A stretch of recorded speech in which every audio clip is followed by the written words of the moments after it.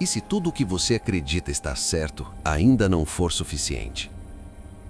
Bem-vindo a este momento pivotal da história cristã, registrado no Evangelho de João, capítulo 3. Estamos falando de Jerusalém por volta do ano 30 depois de Cristo, uma cidade sob o domínio romano, onde o povo judeu vivia uma tensão constante entre a autoridade imperial e suas tradições religiosas. Os romanos controlavam a política e a economia, mas o Sinédrio, o conselho religioso judaico, gerenciava os assuntos espirituais internos. Nesse ambiente, os fariseus eram um grupo influente. Eles guardavam rigorosamente a lei de Moisés, interpretavam tradições orais e eram respeitados pelo povo por sua dedicação à pureza religiosa. Foi nesse cenário que ocorreu um encontro noturno entre Jesus de Nazaré e Nicodemos, um fariseu proeminente. Nicodemos não era um homem comum. Ele era um mestre da lei, um príncipe dos judeus como membro do Sinédrio, e representava o auge da religião institucionalizada da época.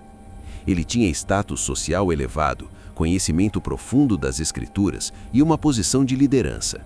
Jesus, por outro lado, era visto por muitos como um profeta ou mestre, mas sua mensagem desafiava as estruturas estabelecidas, anunciando o reino de Deus de forma direta e transformadora. Nicodemos escolheu se aproximar de Jesus à noite, provavelmente por medo de ser visto em público associado a ele, o que poderia comprometer sua reputação entre os líderes religiosos. Essa escolha noturna também reflete um conflito interno, uma busca sincera por respostas, mas ainda cautelosa, em meio à ignorância espiritual que o Evangelho de João frequentemente destaca como um tema central. Agora, vamos ao encontro em si, narrado com fidelidade ao texto de João 3, de 1 a 21. Nicodemos se aproxima de Jesus e inicia a conversa com um reconhecimento respeitoso. Ele diz: Rabi, sabemos que és mestre vindo da parte de Deus, porque ninguém pode fazer esses sinais que fazes se Deus não estiver com ele. Aqui, Nicodemos admite os milagres de Jesus, como curas e outros sinais que ele havia presenciado ou ouvido falar, mas ainda o vê apenas como um mestre aprovado por Deus, não como algo além disso.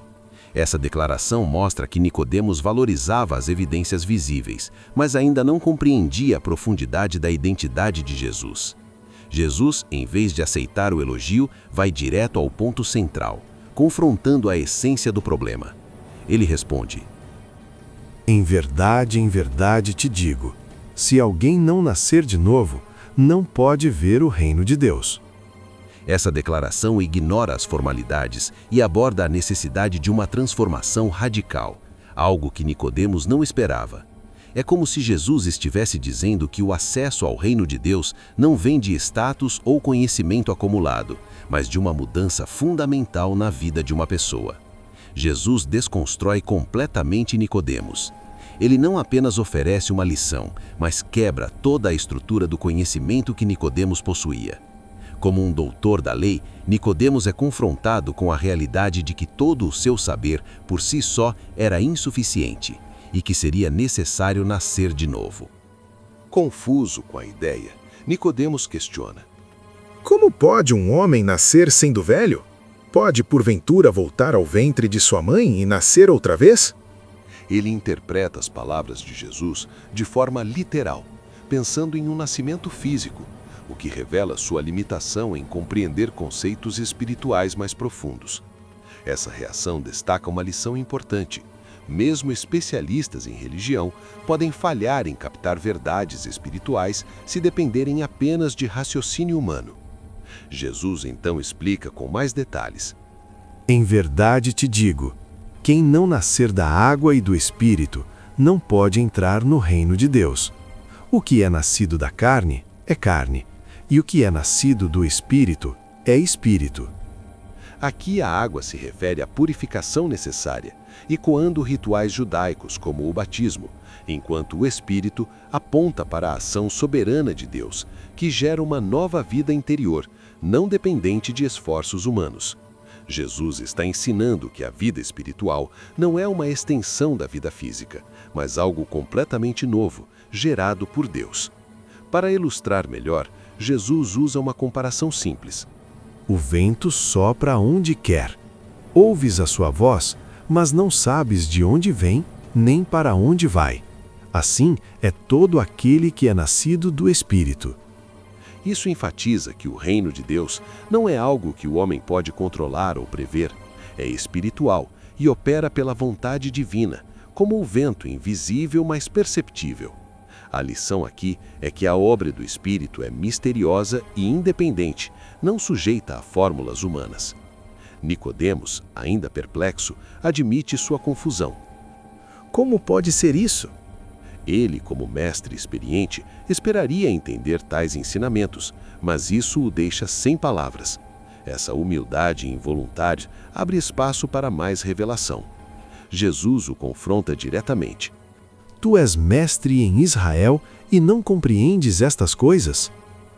Essa repreensão destaca que conhecer a lei de Moisés intelectualmente não equivale a uma relação verdadeira com Deus.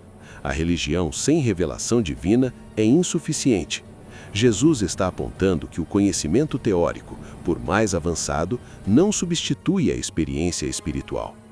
Em seguida, Jesus conecta o ensino ao Antigo Testamento para tornar mais claro. Assim como Moisés levantou a serpente no deserto, assim importa que o Filho do Homem seja levantado, para que todo o que nele crê tenha a vida eterna. Isso remete ao episódio em Números 21, onde os israelitas, picados por serpentes venenosas, eram curados ao olhar para uma serpente de bronze erguida por Moisés. Jesus aplica isso a si mesmo.